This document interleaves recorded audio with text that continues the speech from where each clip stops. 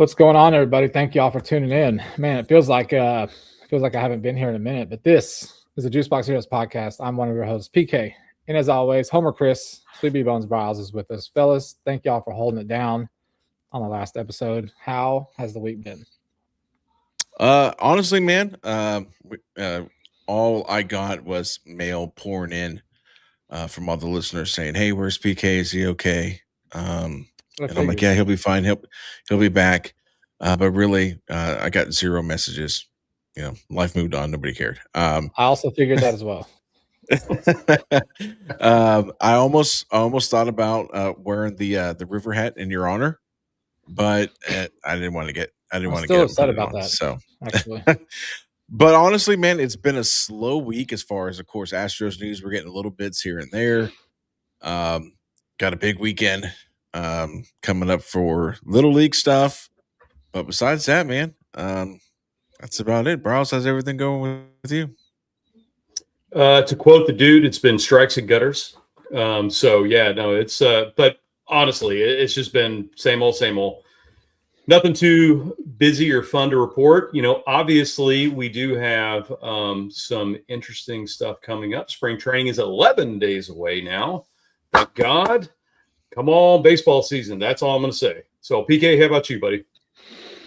Same stuff, different day, man. And nothing's changed. Like all Astros fans, we're waiting to see if there's going to be any movement, with the Paredes and all that stuff. We've heard from Dana Brown saying, they are still looking to potentially make a move, right? He's still looking for another left-handed at bat.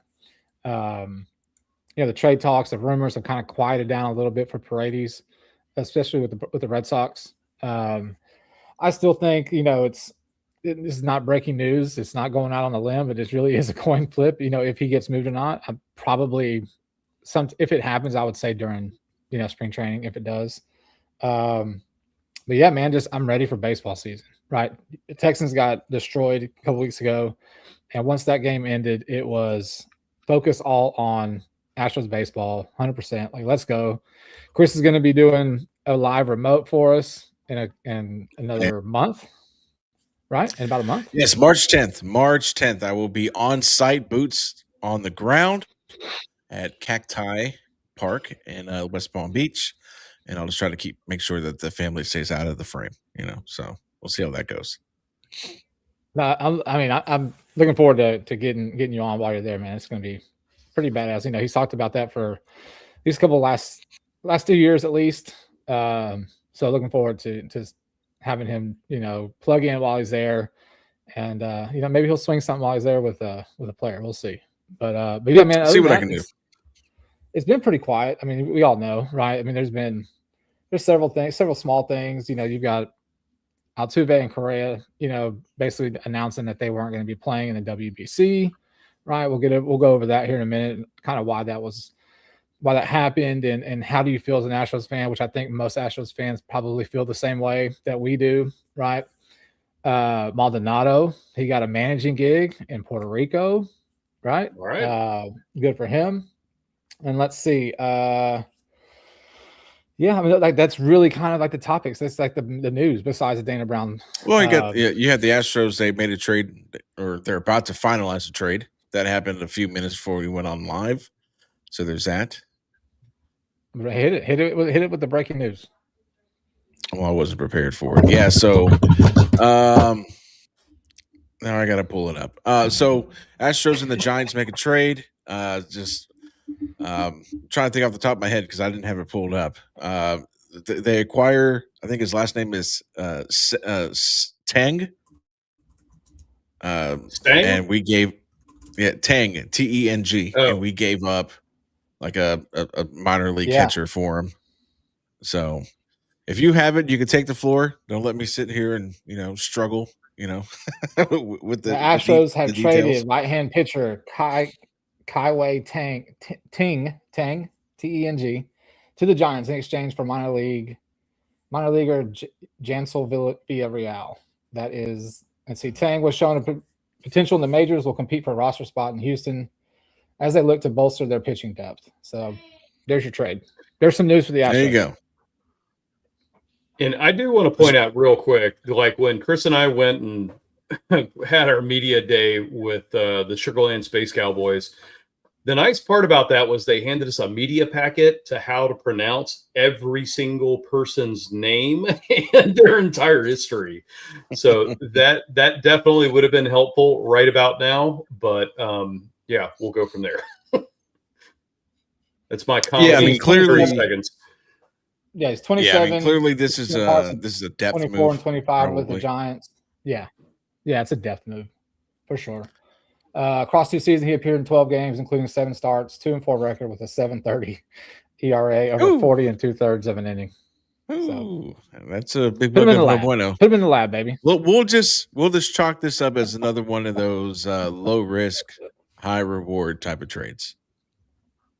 He would be labeled as an inning eater if I am correct. Yeah.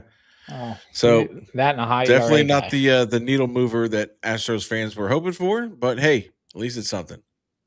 So that took up all of about 37 seconds of the podcast. All right, see you guys later. Have a good night.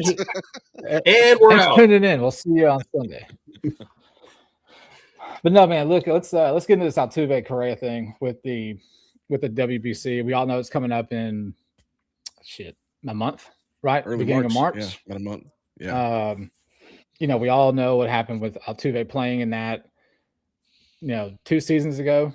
Yeah, 23, I think it was 24. Got hit on the hand, broke his hand, right? Missed a lot of games, obviously. So with Correa playing for us now, I mean, there was, Correa has come out and said that he's been working a lot over the offseason. Ground balls at third, obviously that's where he's going to be playing, getting ready to play for Puerto Rico. He's accelerated his offseason program for hitting. He's taking live batting practice so he can have his timing down for it. And what it comes down to is that they didn't get the insurance for each of their contracts in order prior to, saying that we're going to play. And with that, it's just too much of a risk for these players, right, to go play without the insurance to cover the contract if they were to get hurt. Right. And to be honest, as we've all seen, we all saw last season with the MLB record for injuries in one season, I'm cool with it. I'm cool with them not playing. I know them personally, that they want to play for Venezuela and for Puerto Rico.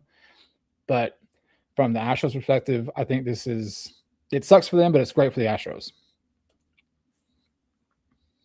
No, I agree, and there's clearly no doubt that these guys want to go represent their country. I mean, this World Baseball Classic only comes around once every 4 years, but I totally get where the Astros are coming from. It's like after exactly like you said, BK, after what happened last season with the 30-something injuries, and you had the last World Baseball Classic where Altuve gets hurt. What did he break his hand or something on a hit by pitch? I mean, so like there's this as of right now, I mean, like if you're the Astros, you're kind of like, listen, like let's try to keep all outside factors at a minimum as far as potential like for injuries and stuff like that. But correct me if I'm wrong. I'm pretty sure I read that Yainer got the okay to go play in the World Baseball Classic. So I'm trying to think how this makes sense. Like, so it's like Correa, Altuve, you guys can't go. You're too valuable. Yainer, yeah, whatever. Do what you got to do. We don't care. However, that's still your starting catcher. I mean, so like I don't understand why you would have these two. I mean, I understand they're your cornerstones. They're your pillars of your team. Those are basically now your team leaders. Carlos Correa has spent a lot of the time in the offseason vocalizing how this team needs a leader, and it looks like he's taken that leadership role. I don't get, though, how they're okay with Yainer Diaz going, because if God forbid, I don't even want to say it, if anything was to happen, you have zero backup for Yainer Diaz as of this moment right now. It's Yainer Diaz, you've got Cesar Salazar, you've got Carlos Perez that they signed on a minor league depth move deal, and that's it. I mean, so I don't understand why it's okay for Diaz to go, but the other two not. I guess I'm just trying to say make it make sense. What do you think, Bros? Well, I could make it make sense. He was the only player that they could get insurance on for his contract. So, okay, there you go. due to the age of Carlos Correa, due to the age of Jose Altuve, especially, they said that they were not going to give them insurance on those contracts. So it came down to dollars and cents, is what it came down to. So Yanier got to go play. Sorry, Altuve and Correa, and don't get me wrong, both those guys are very injury prone. Well, I guess Altuve not as much, but Correa definitely is. But either way, I mean, with the season we went through last year, I mean, we can't afford to have both those guys out, or even one of them, unless something happens in the infield, which is a whole nother subject that we've beat to death. So, I'm not going to go through all that. But anyway, point being, the guys are starting to age just a little bit. They couldn't get insurance on their contracts, which is why Correa and Altuve couldn't. Yanier, they actually were able to get insurance on his contract, so they said, hey, go do it. But, me, honestly, as a baseball fan, here's what I want to see. I want to see those two guys, at least in the dugouts in uniform, in being like, I don't know, special assistant to the manager or something. I disagree. Secretary. I disagree. I expect to see both of them March 10th playing against the Orioles and signing stuff for my kids. That's what I expect them to be.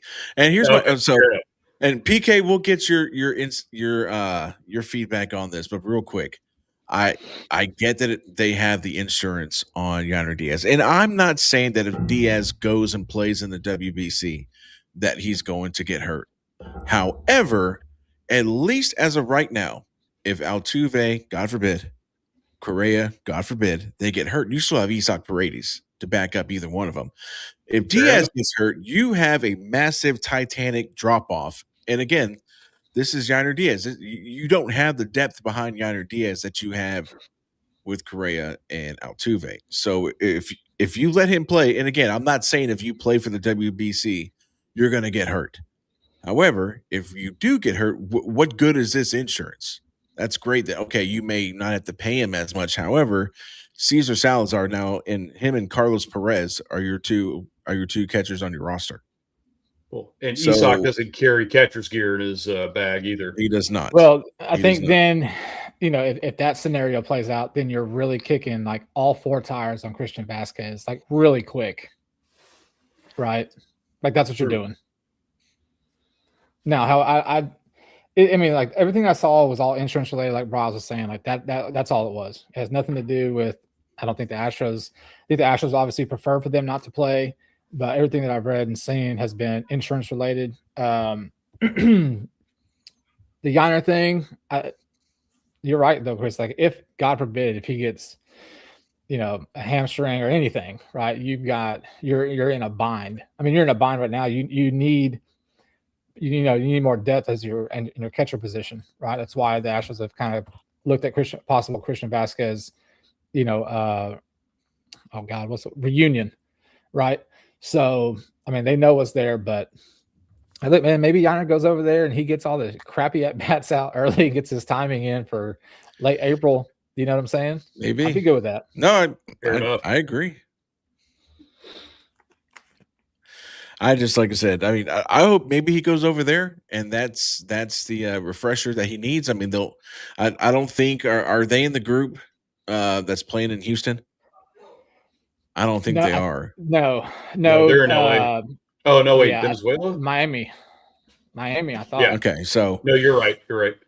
Well, like I said, maybe playing for his country will give him the boost that he needed, and maybe he'll return to 2024 or 2023. Yainer Diaz, I'd be good with that. Like I said, my only thing is, if it's about insurance, I mean, I get it. You have the insurance on him. I mean, but like. Man, God forbid, that's a massive drop off. They might be calling the Royals for a backup catcher. Salazar, he can throw people out. So I mean, he can. I'm not saying he can't. All I'm saying is that you're not as deep at catcher as you are the infield. Definitely not as deep right now. Yeah. Chris, I got a question for you. Who was the 6'4" catcher we saw in Sugarland, and do we still have him? Oh God, his name is Colin Price, yeah. Yes, we still have him. Okay. He didn't look terrible. Good job, PK. Good job. That's what I'm talking about. Hey, I don't know if he's big league ready. Y'all on Space Cowboys roster. He's not. No. No, So, and that's just what I'm saying. saying. That's where Carlos Perez would come from because they just signed him. I think he came up with the Astros, and then the Astros traded him. Fast forward 12, 13 years later. I mean, so he's going to be your veteran, backup that's playing in, Sugarland, kind of like Omar Narvaez was last year or the year before. Well, hopefully it doesn't turn into, now catching for the Houston Astros, Javier Bracamonte. But don't get me wrong. It would be cool. I love Bracamonte. It would be cool. It'd be cool. Not going to lie. However, it'd be cool. However, keep that in MLB the show. Keep that in MLB the show. You know what I mean? Right? Yeah, I like it.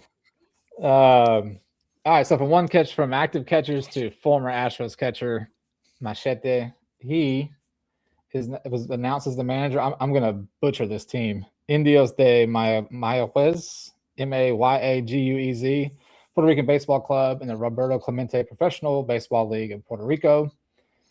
Winter ball catcher, man. What do you think about that? Anything? Well, I mean, I think that catchers, I'm not trying to be biased, but I think catchers are normally turned into your better managers. I mean, they're pretty much game managers on the field when they're playing. So I think it's a natural fit. Maybe this will be kind of like his head start. From everything that I've read, all the interviews that I've listened to, all the Astros pitchers and the pitchers that he's caught, like for the other teams, said this guy's super duper smart.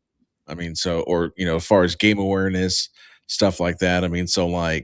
I wouldn't be surprised here in the next maybe 2 or 3 years, he's a bench coach somewhere in the majors.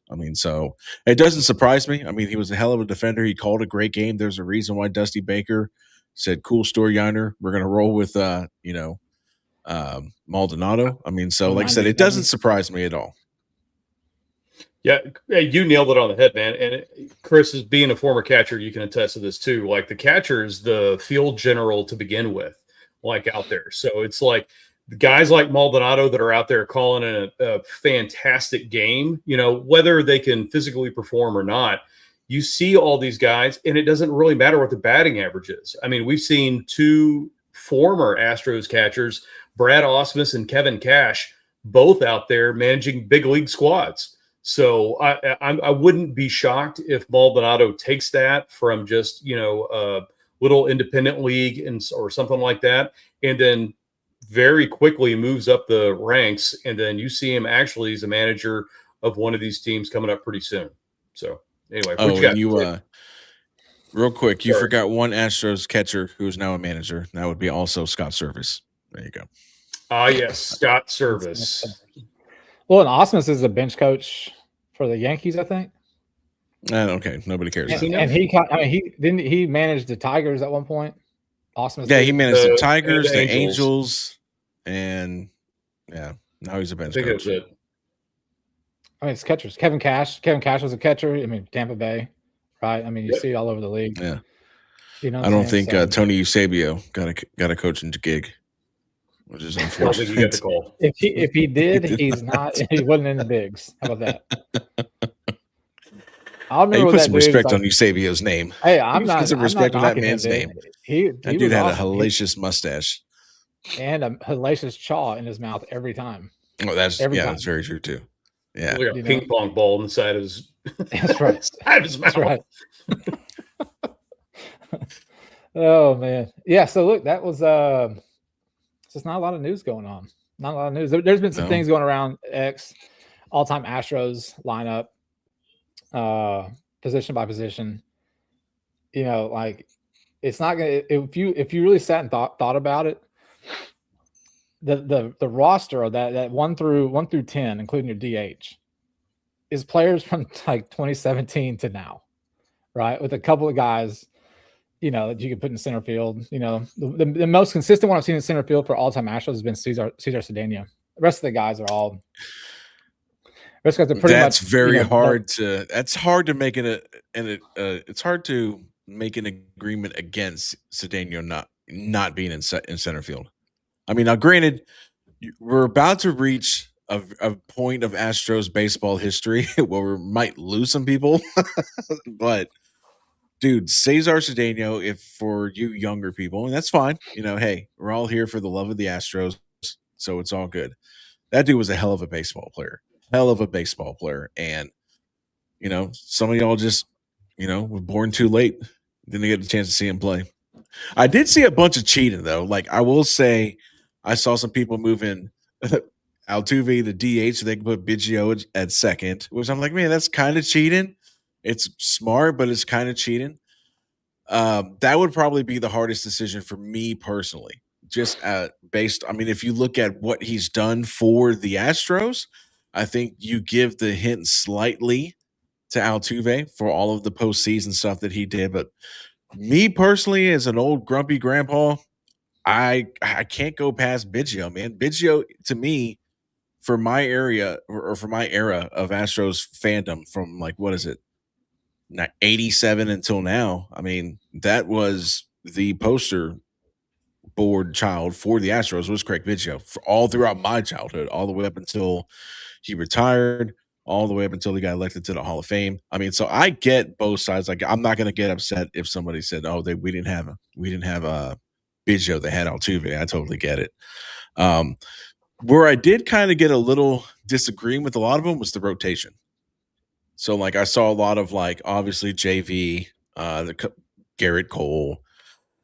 I just think you can't rule out guys does Nolan Ryan really count? Does he? And then if he counts, then you're really opening the door. Mm-hmm. Because if you're going to count Nolan Ryan, then I'm putting Randy Johnson in that rotation too for that half of or that quarter of a season that we had him. Yeah. I'm putting J.R. Richard in there too. I think J.R. Richard has to be in that rotation. Yeah, and then you're talking. You can't leave out Mike Scott either. I mean, guy throws a no-hitter in 1986 to clinch the division. So it's man, all of a sudden this rotation just got real small. So it's okay, where do we fit in? I mean, as much as right now he's broken our hearts with his fits and tantrums, where does Fromber, sit in there? I'm just saying. Not my list either. I'm just saying. So to me, I think the hardest part was the Astros catcher, to be honest with you. It's what Astros catcher, I mean, I guess you could, that's the toughest one for me. I'm going through this list. I'm okay, I can see that. I can see that. Cesar Cedeno in center. Yeah, I could buy that. And then it's catcher. It's ooh, now I really think about it. What catcher would I go with? And I'm just trying to think of all the catchers that I've seen were put on that jersey, starting from Alan Ashby to Eusebio, Alex Trevino, Eddie Taubensee. Now we're really starting to date me. Mitch Molesky, man. Mitch Molesky. You had Scott Service. You had Paul Bacco was in there at some point. Paul Bacco. Wow. You had Rick Wilkins. That's another one. Don't forget Jason. Of course, Castro. Jason. That's the guy I love to forget. Is Jason Castro. Screw that guy. You didn't talk about down years, bro. Man, that's depressing. It's how do you feel being the Astros All-Star in 2012 because the Astros had to send somebody? That was the year you lost 112 games. So you had to send. You're only there because the Astros had to send somebody there. But Chris, you're missing the layup there. Huh? You were missing the layup. That's where you put Biggio, man. So I was waiting for that moment, right? Because that's what I've seen. Also, you've had Altuve at second, and then they put Biggio there. Even Biggio's not a catcher. Even though I know, but when I think of Craig Biggio, and yes, the early part of his career, he was a catcher from 87 into I think 80. Hang on, I'll tell you. 90 or maybe 91. Is that what it was? 91, 92 is when he made the change to second base. And again, we're talking to a bunch of the old people here. I just, when I think of Craig Biggio, I don't see him as, I know he played catcher. That's I don't recognize him as a center fielder either. Craig Biggio is second base in my heart of hearts. This is me coming from a kid who played catcher, and Biggio is a second baseman. He's not a catcher. He's not the quarter of a season they put him in center field. He's not that. He's a second baseman. So the Astros have never really had an offensive catcher, right? So you have to look at it from a defensive standpoint, right? So Ausmus has been an honorable mention as the catcher. I'm okay with that. Osmus was a pretty good defensive catcher. He was probably like around the 220, 230 batting average wise. Definitely more defensive catcher. But I'm trying to think, like, when was the last time the Astros had a really offensive driven catcher? Diaz. I can't. Seriously, Diaz. I mean, I can't That's a think of tough one. one. I can't think of one, to be honest with you. Pudge. Okay. No, We had Pudge. Pudge. We had him, but, we had he, Pudge. It wasn't like But Pudge was Pudge. like us having Pudge was like the White Sox having Manny Ramirez in the twilight of his career. Like, does it really count? No, it doesn't count. So I mean, as much as we did have Pudge, but Pudge made his name for the other team that's in Oklahoma. So South Oklahoma team, or the other 27 teams he played for too. By the that's way, fair. That's definitely fair. Yeah, I really can't think of an Astros catcher that really like was offense first, who hit like 30 something bombs. I really can't think of one. We really haven't had one. I think that's why, just to go back to your earlier conversation and your point, is Diaz is so important because we really haven't had an offensive minded catcher. Well, ever. He's very important when he gets right with his plate approach. That's the thing. It's like you see him go from 2024, and then you saw that plate approach completely dissipate in 2025, where you saw him chasing a lot. Honestly, in my opinion, his swings looked very lazy. Just like, I'm just going to hack at it and just make it look like I made an effort. And again, I could be wrong. I'm not a hitting coach. But like, it just seemed like his approach was completely different last season than it was in 2023 and 2024. So if Diaz gets to 2024, then yes, he is that guy, that offensively driven catcher that could hit 30, 35 bombs real easy all day, every day. And we, as Astros fans, will accept the fact that his throwout percentage is about 3.5% because he's hitting 30 bombs. So, yeah, I mean that's tough. Like that's tough to find. Like, I mean, I'd be good with Osmus as an all-time catcher. I'm trying to think, who else was a catcher? Wasn't Art Howell a catcher? No, he wasn't a catcher. Yeah, that's tough, man. I'm trying to think. I wish Old Man David was here because his knowledge goes back to like the 60s. Like, I think mine stops like, early 80s. I'm done. So Yiner in 23 had 23 bombs, 60 RBIs in 377 plate appearances. And then he went 16 for 84 in 24. And then last season was 20 and 70. So dude, he's got the pop. He's got the pop. That 20 home runs, like, it's actually kind of shocking because of how many ground into double plays that guy hit into, right? And the free swing just going there hacking. But he's got the pop, man. And we've seen it. So anyways, getting back to the thing, right? So yeah, we went off on a huge tangent. That one's on me, guys. No, you're good. The whole point of that essentially was that, like, what I'm seeing is, first base is Baggy, right? Second, gotta be. You go with Altuve. I've seen some people put Berkman at first. So what about the Big Bopper? Which one? Glenn Davis, baby. Oh yeah, dude. So that was my guy. He was my favorite player back in the day. Growing up, he was my favorite player back in the day. Dude, yeah. So they have Baggy, Biggio, and or Altuve at second, short. Let's see, Pena. Who did they put? Short was Correa, Bregman at third, Berkman at no Julio Lugo at shortstop. Springer. How about routine Ricky Gutierrez? I remember Rafael Ramirez at shortstop. Oh God! And that sweet Jerry curl. And Springer's out and right. So did anybody put Caminetti at third? No, I haven't seen. Oh, should have. Oh man, definitely should have, man. That's another one. Yeah, I mean, all time Astros though. I mean, Kevin Bass back in the day. Oh man, I'm trying to think who else played third base. I mean, now granted, Caminetti, Benny like Walling. yeah. Art Howell play third base. I mean, but like, man, Caminetti, like the stuff he did defensively at third base is just like I don't know how he was able to pull any of that stuff off. Now, again, he didn't really go off offensively until we traded him to San Diego, and he ended up doing what he did in San Diego. But He worked out hard. He worked out hard. Steroids. yeah, I mean, the guy worked out super hard. Yeah. So, man, Yeah, so I'm the just third was look what I'm looking at right now for third base. Old school Astros fans will say Caminetti, Doug Radar, Enos Yes. Campbell, or even Morgan. Enos Cabell. Okay. Mm-hmm. Okay.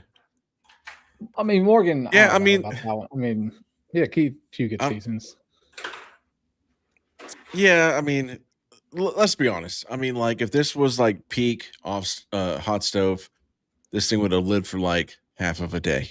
But the fact that there's Mhm. really nothing going on, and I'll be honest with you, stuff like this is right up my wheelhouse. I mean, because like I can sit here, then it makes me reminisce about players I watched growing up, and then it made me realize, like, damn, I'm getting old. Like if you couldn't see it in the beard, man, I really feel old when I start talking about these guys that I watched, like I actually watched in person. And it's like, oh yeah, there's probably a good chunk of people that have no idea who these players are. So yeah, I mean, like I could talk all time Astros probably for another 3 hours if you wanted to. I mean, we're not going to, We're not going but to, if you wanted but we to, could. I would. Well, yeah, that's a good way to finish, man. Go down memory road. But I want to thank everybody for tuning in. That's going to take us to the end of this episode.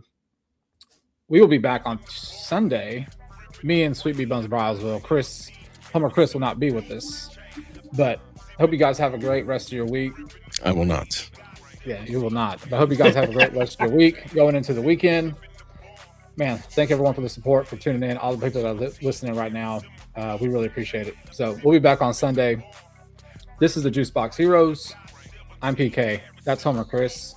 And that's Bryles. We'll see you on Sunday.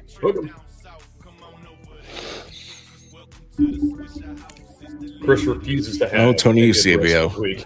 Maybe Maybe one day Eusebio will get that coaching job. You brought him up, and then we had to go down there,